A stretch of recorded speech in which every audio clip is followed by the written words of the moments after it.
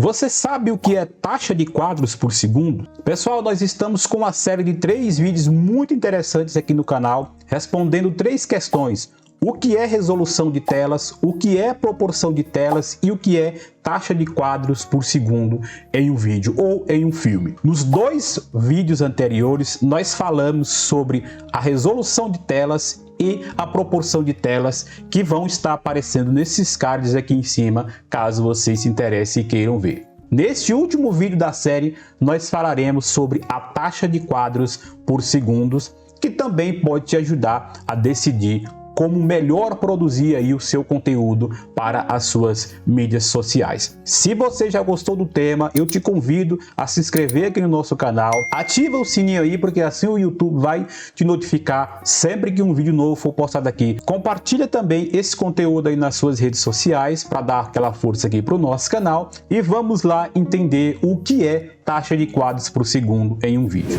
E o que é taxa de quadros por segundo ou FPS? O frame por segundo, ou FPS, é referido como fotogramas distribuídos por segundo, ou a distribuição de quadros por segundo, QTS. Como é que é?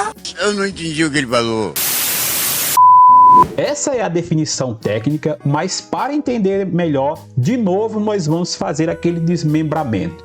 Para a gente entender o que é quadros por segundo, quando a gente pensa em um vídeo, como esse que você está vendo aqui agora, a gente já imagina ali, é um vídeo. Porém, na verdade, tudo isso que a gente está vendo são um monte de fotos ali, de imagens que foram capturadas em um intervalo de tempo e são reproduzidas também dentro do mesmo intervalo de tempo para fazer ali a sensação de movimento, que é o que a gente vê nos filmes.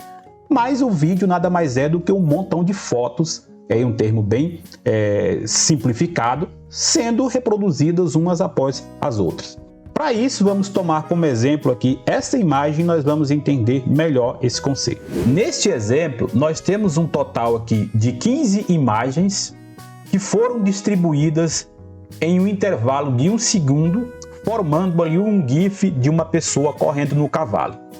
Observe que na primeira imagem a gente pode ver as patas do cavalo ali fazendo o movimento para impulsionar ali para frente.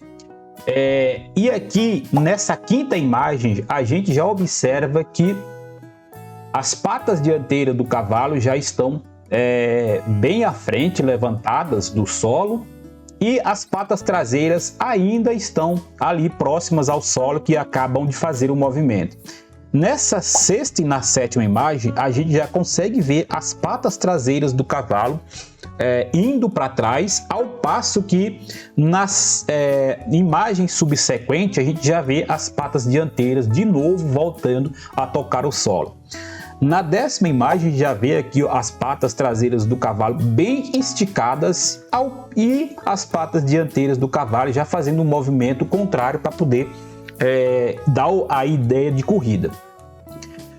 Na 11ª e na 12ª imagem a gente vê bastante ali as patas do cavalo esticadas, e agora nós já vemos um movimento contrário que o cavalo está fazendo para voltar ao movimento original. E se a gente reproduzir esse GIF, nós vamos ter exatamente esse movimento, e o seu cérebro entende isso aí como taxa de quadros, ou seja, é a quantidade de imagens que tem dentro de 1 segundo representando um movimento. Isso é a taxa de quadros. Observe que nesse GIF aí, o movimento ele não parece muito suave. Você vê que é um movimento, mas você vê ali uns pulinhos na imagem. E é isso que acontece. Quanto menor a taxa de quadros, mais você vai ter a sensação de que a imagem está pulando. É importante a gente mencionar que 15 quadros por segundo não é uma taxa de quadros ideal para fazer o movimento. Lá na década de 1920, o cinema chegou à conclusão de que 24 quadros por segundo, ou 24 imagens por segundo, era o suficiente para se ter uma sensação de movimento com uma fluidez bem adequada. E esse padrão permanece no cinema até hoje em muitos filmes que são gravados não para o cinema, mas para outras plataformas, também em algumas produções, como por exemplo na televisão, de novelas e afins. Já dentro das mídias digitais e a maioria das câmeras que nós temos hoje nos celulares e nas webcams, costuma-se trabalhar com taxa de quadro diferente. Na maioria delas, ou você vai ter um vídeo em 30 quadros, né, que é aí o padrão, ou 60 quadros por segundo. E o que vai definir qual é a taxa de quadros que você vai gravar? Bom, a princípio a gente recomenda nunca gravar abaixo de 24 quadros por segundo. E para tomar a sua decisão na hora de gravar os seus vídeos aí para suas redes sociais, você tem que responder a seguinte pergunta: o seu vídeo tem muito movimento ou você fica mais parado e explicando alguma coisa? Se o seu vídeo tiver muito movimento, assim, você grava muito na rua, mexe muito com a câmera, então você deve escolher a taxa de quadros de 60 quadros por segundo. Agora, se o seu vídeo for mais parado e não tiver muito movimento, 30 quadros por segundo ou 30 fps já é mais que o suficiente para ter ali uma fluidez bem aceitável.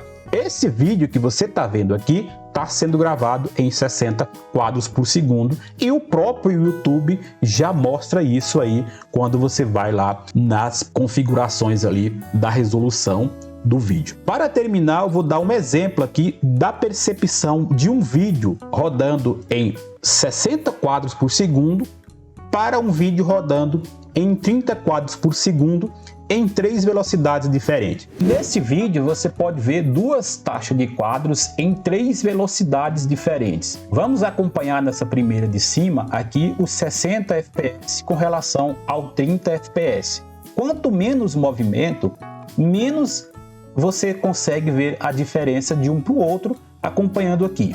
Agora acompanhando o segundo, você observa aqui que os 60 fps parece que está pulando menos do que o 30 fps, que já começa a dar uns pulinhos ali, mostrando ali já o 30 meio borrado ali para a gente.